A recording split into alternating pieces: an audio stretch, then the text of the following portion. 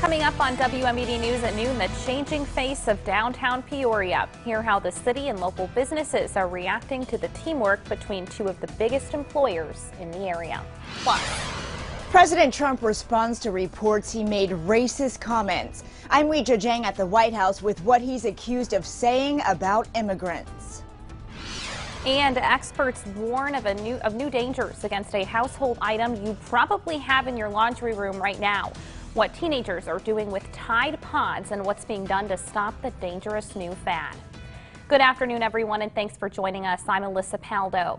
President Trump is denying reports he used vulgar language to describe some places as expletive whole countries. The alleged comments were made during a meeting with a bipartisan group of senators who were proposing a plan to provide protection for America's DACA recipients, the immigrants who were brought to this country illegally as children. But people who were inside the room at the time say the reports are true, and the uproar surrounding the comments is coming from members of both political parties. Weijia Jiang has details from the White House. Reaction to alleged comments made by President Trump were swift and strong from Democrats and Republicans. The statements of the president are reprehensible, they're racist, they're totally incorrect. This remark by the president of the United States smacks of blatant racism. During a meeting in the Oval Office Thursday, Senator Dick Durbin proposed restoring protections for immigrants from Haiti, several African countries, and El Salvador as part of an immigration package. The president reportedly interrupted Durbin and said, "Why do we want all these people from expletive whole countries here? We should bring in more people from places like Norway." I can't defend it. I don't think anybody can. I don't know where you wanted to go with it. The president denied the reports on Twitter. He wrote, "The language used by me at the DACA meeting was tough, but this was not the language used. What was really tough was the outlandish proposal made, a big setback for DACA." To no surprise, the president started tweeting this morning denying that he used those words. It is not true. He said these hate-filled things, and he said them repeatedly. The Haitian government called the president's comments racist and summoned America's top diplomat in the country for a meeting with the Haitian president. Weijia Jiang, CBS News, the White House.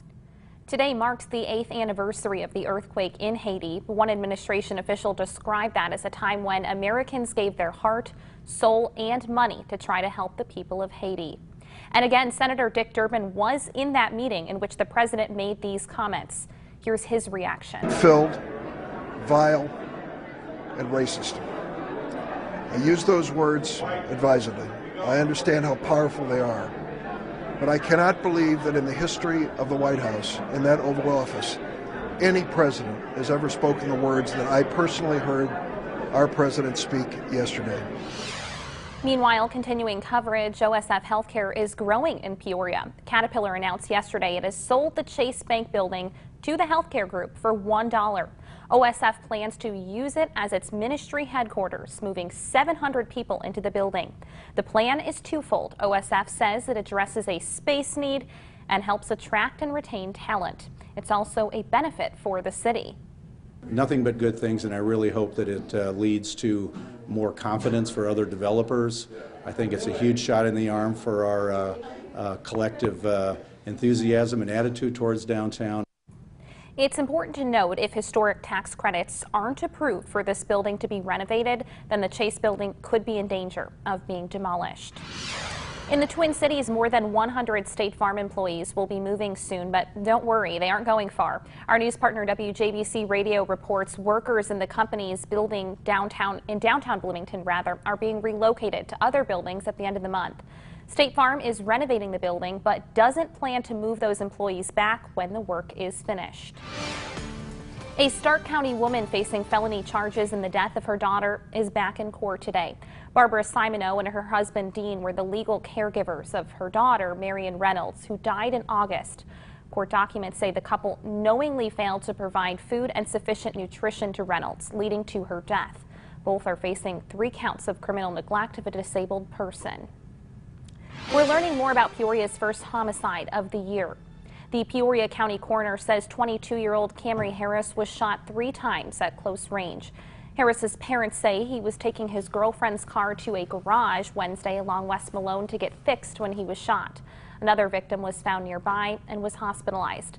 Tonight, the Peoria Community Against Violence is holding a Stand Up for Peace in honor of Harris at 6 p.m. at the Gateway Building. Well, nearly 40 people are still missing in Southern California following massive mudslides earlier this week. At least 17 people were killed after a severe storm created mudslides in the area. Beaches in Santa Barbara County are closed to swimmers due to contamination from the floodwaters. From our state capitol newsroom, the new tax code is letting utility companies keep more of their money. But now customers say they want a slice of the pie. The actual savings has yet to be determined, but ComEd has already decided to reduce customer bills by $2 to $3 a month. The company says the break is coming from the millions of dollars ComEd is now saving with the reduction of the corporate tax rate from 35% to 21%. Right now, Attorney General Lisa Madigan is urging a federal commission to investigate what businesses are charging and see if the prices should be lowered.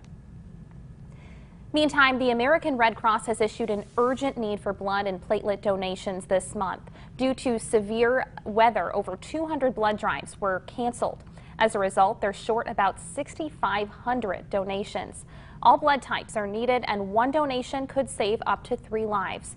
For more information on how to find a donation spot in your hometown, head to our website, ciproud.com.